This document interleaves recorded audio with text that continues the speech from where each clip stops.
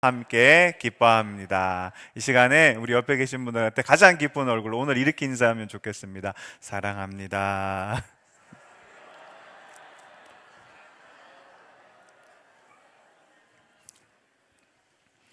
감사합니다. 지난주에 광주에 있는 한 교회에 저희도 이렇게 주보가 있잖아요. 주보에 이렇게 장례 소식이 4건이 올라왔어요. 보통 이제 교회를 다니다 보면 이렇게 추운 날씨가 되면 어르신들이 너무 안타깝긴 하지만 그렇게 한 번에 같이 가시는 경우가 있어요. 하나님 부르심 받는 경우가 있는데 뭐 큰 교회니까 장례가 4건 올라왔겠구나 이렇게 생각했는데 근데 그 장례 소식 때문에 온 교회가 감당할 수 없는 슬픔에 붙잡혔대요. 보통 근처에 있는 사람들, 잘 아는 사람들은 슬퍼할 수 있지만 아이고 안 됐다, 하나님 위로해 주세요 이렇게는 할 수 있지만 모든 교인들이 감당할 수 없는 슬픔에 붙잡혔대요. 그래서 그 이유를 알고 보니까 그 돌아가신 4분이 전부 다 그 무한 비행기 사고로 돌아가신 분들이었다고 그렇게 이야기를 들었습니다. 한 교회에서 갑자기 4분이 하나님의 부르심을 받으신 거예요. 그래서 그 교회는 아직도 슬픔 가운데 있대요. 2025년 시작하면서 제가 지난 2024년 이제 기도 주간에 가서 하나님께 이제 받았던 주제가 우리 뭔지 아시죠? 한번 보여주실까요? 같이 한번 읽어보겠습니다. 시작. 함께 기뻐합니다. 근데 기뻐할 일이 너무 없는 거예요. 사고도 그렇고 그 다음에 오늘 장로님 기도하셨지만 우리나라 지금 현실도 한치 앞을 바라볼 수 없는 그런 상황이잖아요. 그래서 제가 하나님한테 이렇게 푸념식으로 그랬어요. 하나님 이거 주제 잘못 정한 거 아닌가요? 그랬더니 하나님께서 딱 그러시는 거예요. 주셨던 말씀, 우리 송구영신 예배 때 같이 나눴었잖아요. 그 말씀 다시 한번 봐봐. 그래서 우리 한번 말씀 띄워주시면 같이 한번 읽어보겠습니다. 시작. 내가 이것을 너희에게 이름은 내 기쁨이 너희 안에 있어 너희 기쁨을 충만하게 하려 함이라. 우리가 가진 것, 우리가 삶에 처해 있는 상황, 그런 것 때문에 기뻐하는 게 아니라 예수님이 가지고 있는 기쁨을 우리에게 주셔서 기쁜 거야. 이렇게 말씀하시는 거예요. 그래서 이제 제가 계산을 해보니까 오늘부터 우리 사순절 전까지, 사순절엔 또 사순절 말씀이 있으니까요, 총 8주가 남았습니다. 그래서 이 8주의 시간은 그러면 예수님께서 우리에게 주시는 기쁨은 무엇인가, 그 기쁨에 대해서 8주간 한번 말씀을 나누기를 소원합니다. 바라기는 이 말씀들을 통하여서 2025년에 여러분의 삶이 상황은 좋지 않고 좋지 않은 소식, 나쁜 소식이 많을지라도 그 가운데 예수님께서 주시는 기쁨 때문에 기뻐할 수 있는 삶이 되시기를 주님의 이름으로 간절히 축원합니다.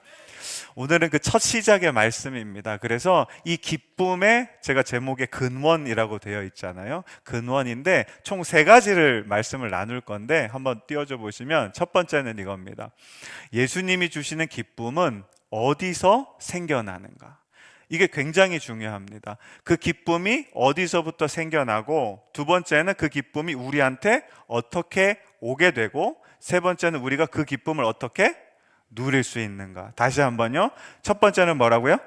그 기쁨이 어디서 생겨나는지, 두 번째는 어떻게 오는지, 세 번째는 어떻게 누리는지. 그래서 이 3가지 질문에 대답을 하다 보니까 오늘 성경 본문이 몇 가지입니까?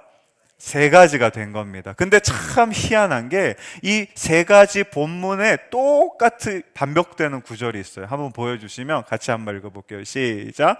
이는 내 사랑하는 아들이요 내 기뻐하는 자라. 오늘 3가지 본문에 다 등장하는데 뭐가 등장한다고요? 사랑이 등장하고 기쁨이 등장한다. 요걸 이제 머릿속에 넣으시고 같이 따라와 보시면 좋겠습니다. 첫 번째로 우리 함께 나눌 본문은 마태복음 3장의 본문이에요. 마태복음 3장은 이제 예수님이 세례를 받으시는 사건이거든요. 여러분, 예수님 세례 받는 사건 여러 번 설교도 들어보시고 읽어보시기도 하셨겠지만, 제가 이 말씀을 준비하다가 정말 이 세례를 잘 표현해주는 그림 하나를 발견했는데, 한번 보여주시면, 제목이 예수 그리스도의 세례예요.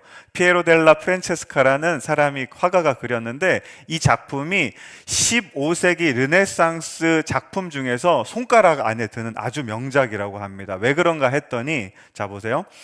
그림 가운데 누가 계시죠? 예수님이 계세요. 그 옆에 약간 그 자주색 같은 옷을, 저게 뭐냐면 낙타 털옷입니다.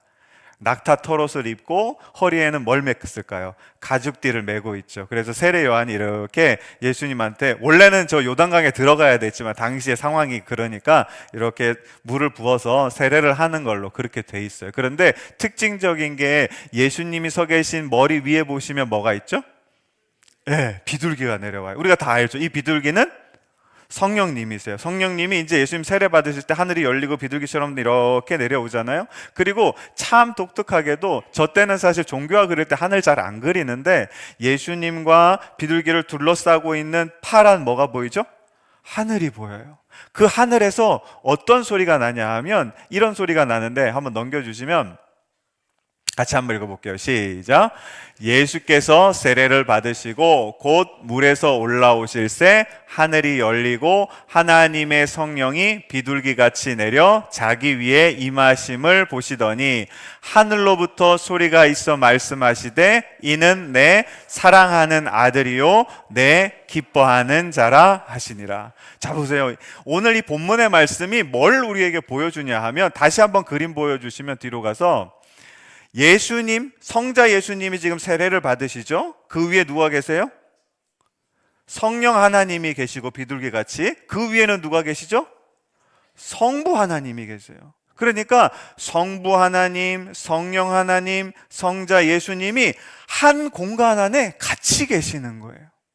그거를 표현한 게 저 그림의 아주 명작이라는 이유거든요. 그런데 이 정말 삼위일체가 다 모여있는 이 그림을 표시하시면서 하나님이 이 공간 안에 다 놓아주시면서 두 가지를 말씀하시는데, 처음에 아들을 향해서 뭐라고 말씀하십니까? 이는 내 사랑하는 아들이요. 자 여러분, 사랑할 때 혼자서 사랑할 수 있습니까? 아, 나는 나 자신을 너무 사랑해. 사랑하려면 여러분 누가 있어야 돼요? 사랑할 대상이 있어야 되잖아요. 그렇죠? 그래서 사랑을 우리가 관계를 중심으로 만들어진 게 바로 이 사랑이라는 거예요. 그러니까 내가 누군가가 있어야 관계가 만들어지고 그 안에서 사랑할 수 있게 되는 겁니다. 이게 사랑의 아주 근본적인 거예요. 그런데 잘 보세요. 하나님이 예수님을 어떻게 하냐고 얘기하십니까? 내 사랑하는 아들이다. 자, 성부, 성자, 성령 삼위일체 하나님은 언제부터 계셨어요? 태초 이전부터 계셨죠. 말씀 이제 잘 기억하시네요. 이전부터 계셨는데, 그 삼위일체 관계가 뭘로 형성되어 있다고요? 사랑의 관계로 묶여져 있는 거예요.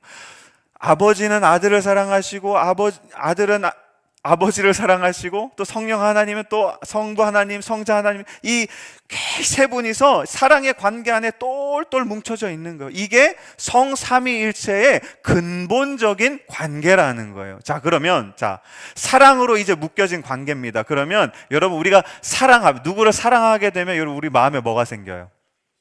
기쁨이 생기죠. 그렇죠? 그리고 누군가한테 사랑을 받게 되면 또 뭐가 생겨요? 희한해요. 그죠? 사랑을 줘도 기쁘고 사랑을 받아도 기쁜 거예요. 그러면 다시 성삼위일체 관계로 가봅시다. 여기에는 여러분 이 세 분이서 다 어떻게 하시죠? 서로를 너무너무 사랑하고 계세요. 그러니까 여러분, 이 관계 안에서 샘처럼 솟아나는 게 뭘까요? 다시 한번요. 사랑의 관계 안에 있어요. 이 관계 안에서 샘처럼 솟아나는 게 뭘까요? 기쁨인 거예요. 말할 수 없는 기쁨이 이 관계 안에서 막 솟아나게 되는 거예요. 여러분, 이 놀라운 사실을 우리 하나님의 기쁨이라는 책을 쓴 존 파이퍼 목사님이 뭐라고 말씀하시냐면, 한번 넘겨주시면 한번 같이 읽어볼게요. 시작. 자가 충족적인 하나님의 환희라고 해요. 어려운 말 같지만 그렇게 어렵지 않아요. 보세요. 우리가 여러분 충전하려면 어떻게 해야 돼요?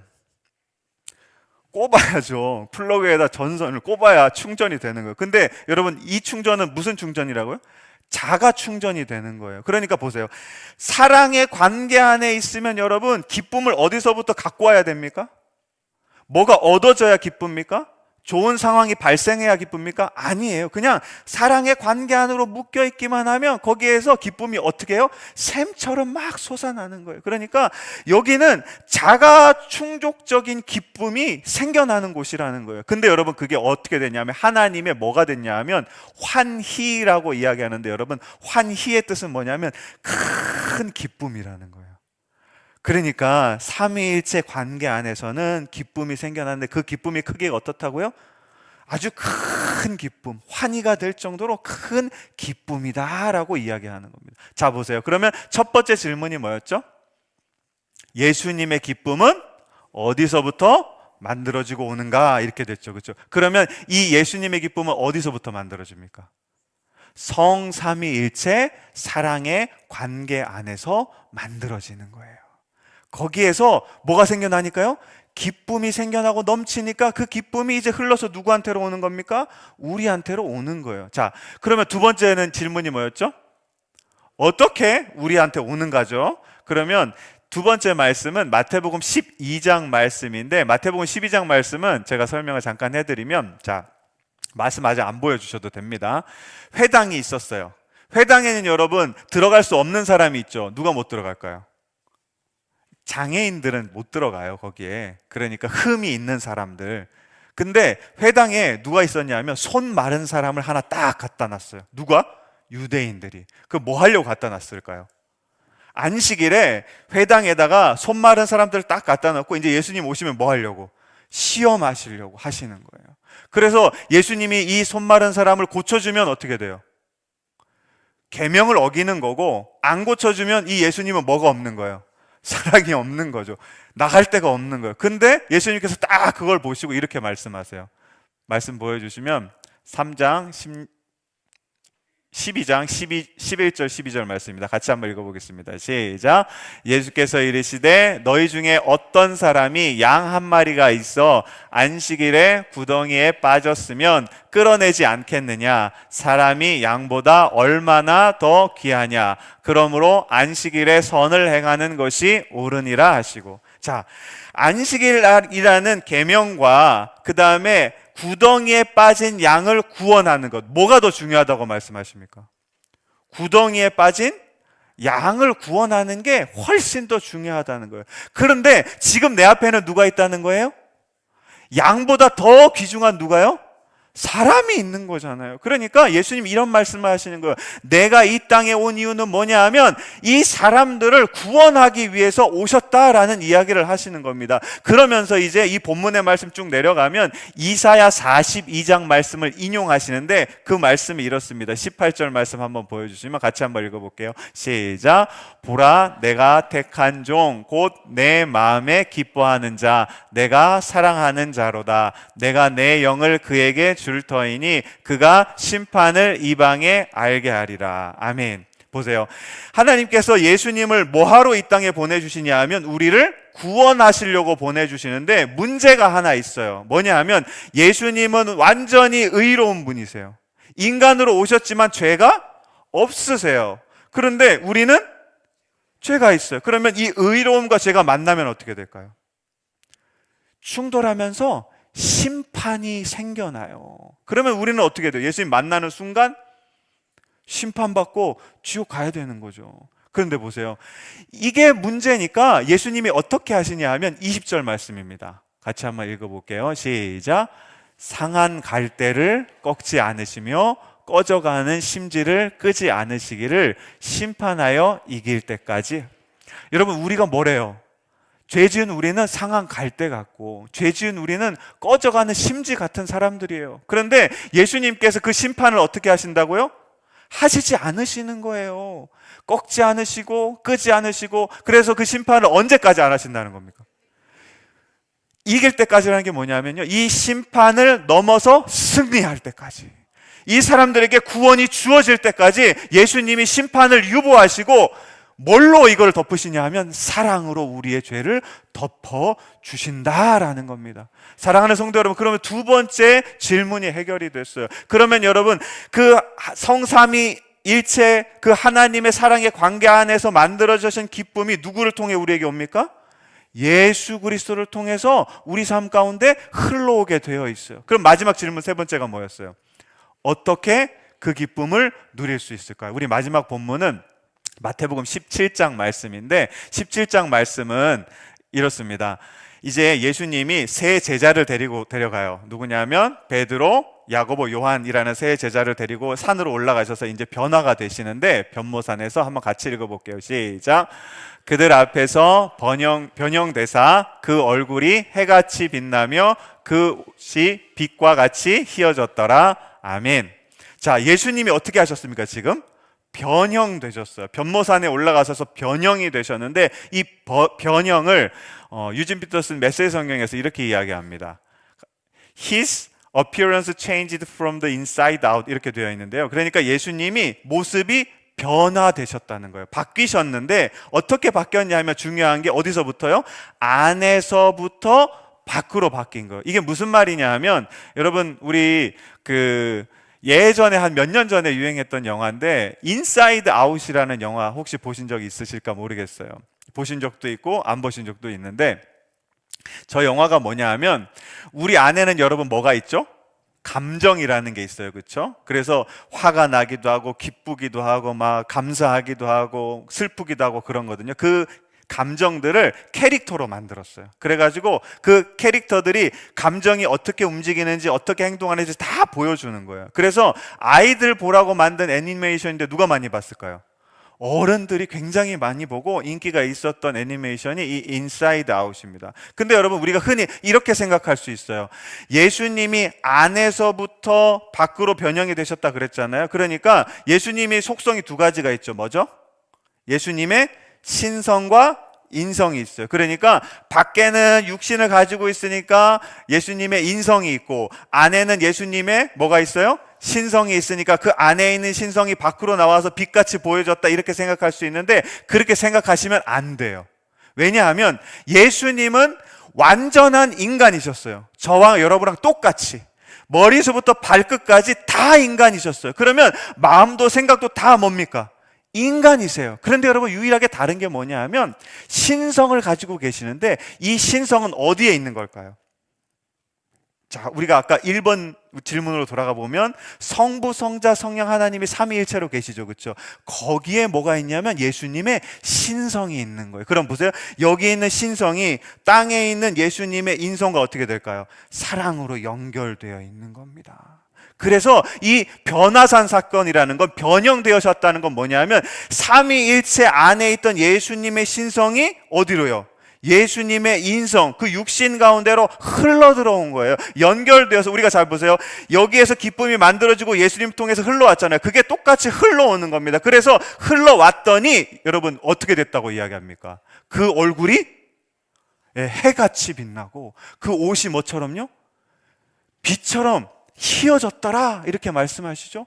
이 말씀을 여러분 요한복음이 정확하게 설명하는데 요한복음 1장 4절입니다. 같이 한번 읽어보겠습니다. 시작.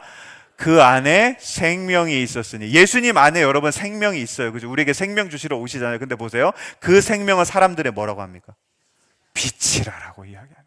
그 빛을 그 생명을 우리가 바라보고 경험할 때 뭘로 보여지냐 하면 빛으로 보여지는 거예요. 이 놀라운 거를 누가 봤습니까? 아까 제가 말씀드린 베드로, 야고보, 요한이 봤는데 그 중에 한 명인 베드로가 이렇게 고백합니다. 같이 한번 읽어볼게요. 시작. 베드로가 예수께 여쭈어 이르되 주여 우리가 여기 있는 것이 뭐하다고요?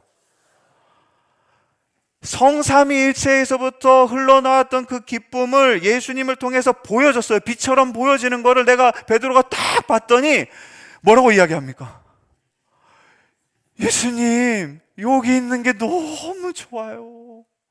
너무너무 좋아요. 심지어 여러분 이어지는 말씀 한번 같이 읽어볼게요. 시작. 만일 주께서 원하시면 내가 여기에 초막셋을 칠 때 하나는 주님을 위하여, 하나는 모세를 위하여, 하나는 엘리야를 위하여 하리이다. 여기다 이제 집 짓고 내려가겠다는 겁니까? 안 내려가겠다는 겁니까? 안 내려가겠다라는 거예요. 성삼위일체에서부터 출발한 예수님을 통해 경험했던 그 기쁨을 한번 내가 보고 나니까 이제 그 기쁨은 내가 전에 세상에서 누렸던 기쁨과는 비교할 수가 없는 거예요. 놀라운 기쁨이에요. 그래서 이 기쁨을 내가 이제 잊어버리지 않고 그냥 나 여기 살래요, 예수님 이라고 베드로가 지금 고백하고 있다라는 겁니다. 그러면 여러분 중요한 게 이 기쁨을 우리가 여러분 어떻게 해야 됩니까? 세 번째 질문처럼 계속 누려야 되는 거잖아요. 베드로가 이걸 몇 번 경험했을까요? 성경 쫙 읽어보시면 나오거든요. 몇 번 경험했었을까요? 한 번 경험했습니다. 예수님이 변화되시는 거, 이 놀라운 기쁨을요. 그러면 여러분, 우리는 어떻게 하면 이 기쁨을 계속 누릴 수 있을까요? 그 이어지는 4절 우리가 읽었잖아요. 5절 말씀에 이제 이렇게 나옵니다. 같이 한번 읽어보겠습니다. 시작. 누가 말하는 거냐면 베드로가 말한 겁니다. 말할 때, 자, 계속 읽어볼게요. 시작. 호련히 빛난 구름이 그들을 덮으며 구름 속에서 소리가 나서 이르되. 이제 지금부터는 누가 말씀하시는 거예요? 하나님이 말씀하시는 거예요. 계속 읽어볼게요. 시작. 이는 내 사랑하는 아들이요 내 기뻐하는 자니 너희는 그의 말을 들으라 하시는. 여러분, 그의 말이 누굽니까? 예수님의 말을 들으라는 거예요. 그 말을 들으면 이 기쁨이 너희의 삶에 충만하게 될 거다라고 이야기하는 겁니다. 그러면 여러분, 그의 말, 예수님의 말이 뭘까요? 예? 제가 고민이 됐어요. 이 본문 마지막에 여기까지 딱 왔는데, 그러면 하나님, 예수님의 말이 뭐예요? 그 말을 들어야 되는데 알아야 듣죠. 근데 다시 아까 우리 설교 처음 시작할 때 주셨던 말씀이 있죠. 예수님께서 우리에게 기쁨을 주시겠다. 그 말씀이 여러분 요한복음 15장 11절 말씀인데, 사진 한번 보여주시면, 이거 제 성경책이에요. 그래서 부끄럽긴 한데, 자, 요한복음 15장 11절 말씀에 제가 이렇게 꺽쇠하시고 막 표시해놨죠, 그렇죠? 내 기쁨이 너희 안에서 너희 기쁨을 충만하게 예수님께서 기쁨을 주겠다라고 말씀하시면서 잘 보시면 위에 10절과 아래 12절이 있는데, 거기에 여러분 제가 반복되는 단어를 동그라미를 많이 쳐놨거든요. 두 가지가 있어요. 첫 번째 사랑이고, 두 번째 계명이죠. 예수님 이렇게 이야기하시는 거예요. 11절에서 뭐라고 말씀하시냐면, 나는 하나님의 계명을 지켰어요. 그러니까 여러분들도 하나님의 계명을 지키세요. 이렇게 이야기하시면서, 그러면 그 지켜야 될 계명이 뭐냐 하면요, 12절에 이렇게 이야기합니다. 제가 한번 읽어볼게요. 내 계명은 곧 내가 너희를 사랑한 것 같이 너희도 서로 사랑하라 하는 이것이니라. 아멘. 보세요. 좀 달라요. 하나님이 예수님을 보내주시면서 세 계명을 우리한테 주셨어요. 그 세 계명은 두 가지죠. 첫 번째는 누구를 사랑하는 거죠? 하나님을 사랑하고, 두 번째는 이웃을 사랑하고. 다시 한번요. 세 계명을 주셨는데 첫 번째는 하나님을 사랑하고, 두 번째는 이웃을 사랑하는 거였어요. 그런데 보세요. 아까 기쁨이 충만하기 위해서 우리가 해야 될 거를 예수님이 12절에 말씀하시면서 조금 달라졌어요. 하나님을 사랑하라고 말씀하셨습니까? 아니죠. 예수님을 사랑하라고 말씀하셨습니까? 아니죠. 예수님이 우리를 사랑한 것처럼. 그러니까 내 사랑이 아니고, 우리 사랑은 뭐예요? 부부 관계에서도 사랑하면 뭐가 있습니까? 기브 앤 테이크가 있잖아요. 내가 설거지 한번 해주면 맛있는 거 한번 해줘야 되고, 이런 거잖아요. 그런데 보세요. 예수님의 사랑을 가지고 사랑하라는 거예요. 그 다음에 두 번째는 여러분, 아까 우리 세 계명에서는 이웃을 사랑하라 그랬잖아요. 근데 누구를 사랑하라고 그랬습니까? 중요한 게 뭐냐면요, 서로예요. 다시 한번요. 예수님의 사랑을 가지고 어떻게 사랑하라고요? 서로 사랑하라는 거예요. 서로 사랑하라는 건 뭐냐면, 사랑 아까 제가 말씀드렸잖아요. 성삼위일체는 여러분, 이 사랑은 뭐부터 출발하는 거예요? 관계가 있어야 되는 거예요. 잘 보세요, 오늘 말씀을. 이 예수님께서 주시는 말할 수 없이 감당할 수 있는 놀라운 기쁨이 어디서부터 출발한다고요? 성삼위일체 사랑의 관계 안에서 샘솟아나는 거예요. 그러면 그 기쁨이 누구를 통해서 와요?